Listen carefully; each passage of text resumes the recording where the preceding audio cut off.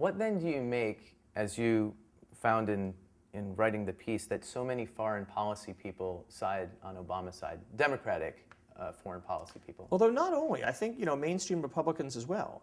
I think there is a very deep sense among people who think about foreign policy that the terrible straits we're in now are not just a matter of George Bush and are not just going to be solved by subtract George Bush.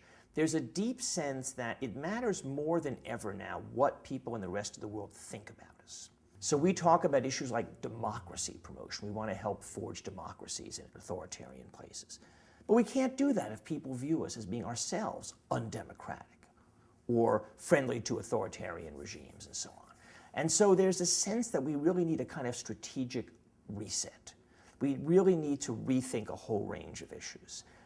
Hillary they see as being a highly competent, highly professional, highly intelligent, but essentially conventional figure.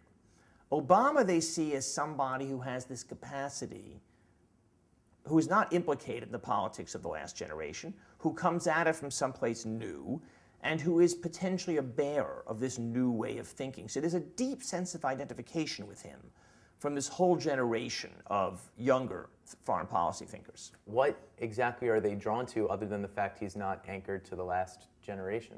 There's a couple things. One is purely personal, but that's not to be minimized. When you think about what a deeply stereotyped view of America has now been propagated around the world, how do you say to people, that's really not America, that's not who we are? So the very idea of having Barack Obama's face be on the brand of America, instead of George Bush's face being on that brand, that's big. But then there are other issues as well. I mean, just the other day, Obama talked about Iran. He takes a very different view of what we should do in Iran from the Bush administration, and possibly also from Hillary. It's a view that is probably less shaped by fear of catastrophe and more shaped by hope that the United States has the ability to shape events according to its own wishes and ambitions. And so Obama would say, we have to be willing to negotiate with these guys. We have to figure out what it is we've got that they want. So it's a different way of thinking about Iran. Maybe it's also more broadly a different way of thinking about diplomacy. Also, a theme in your piece and in other coverage of him is that people aren't just drawn to what Obama thinks, but how he thinks, how he approaches problems. Yeah. I heard this from a lot of people. I mean, one of the people I talked to who was an official in the Clinton administration, and most of Obama's supporters in the foreign policy world served in the Clinton White House or the Clinton State Department. And this guy said, when I talk to Hillary, she always knows the answer. Her answers are fantastic. She always knows the answers. But she's not listening to me. She's not receiving anything from me. He said, when I talk to Obama, I feel here's an open-minded person who is hearing me, thinking about what I'm saying, assimilating it into his own view.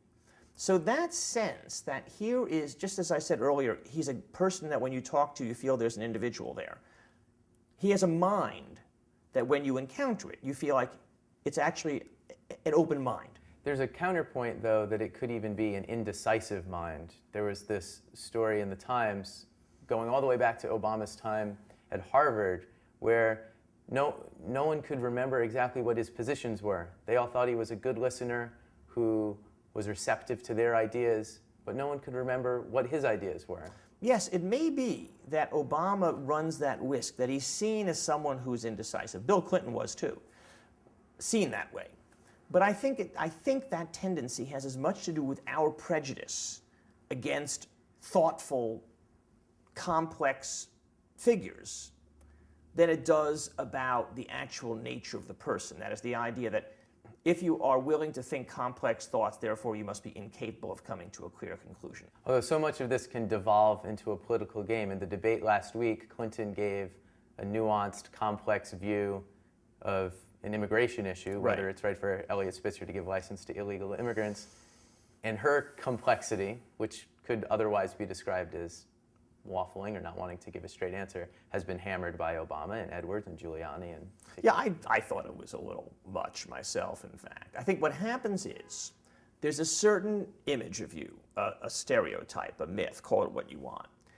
When you play into that, then it becomes a big deal. That is to say, if people think George Bush is a simple-minded fool, if he says something simple-minded, it satisfies that and becomes a big deal. It's like when Gerald Ford was considered to be kind of oafish, and he stumbled on the steps coming out of Air Force One.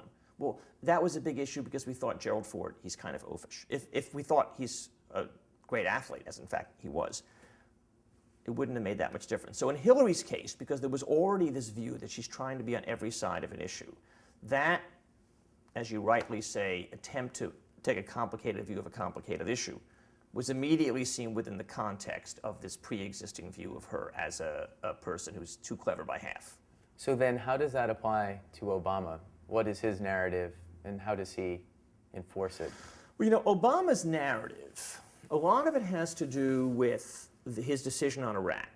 That is, when he says, what do I have that the others don't have? I have this kind of judgment. My judgment's informed by my experience. Why should you trust my judgment? Well, because I came out the right way in Iraq. That's not a trivial narrative. That's an important narrative.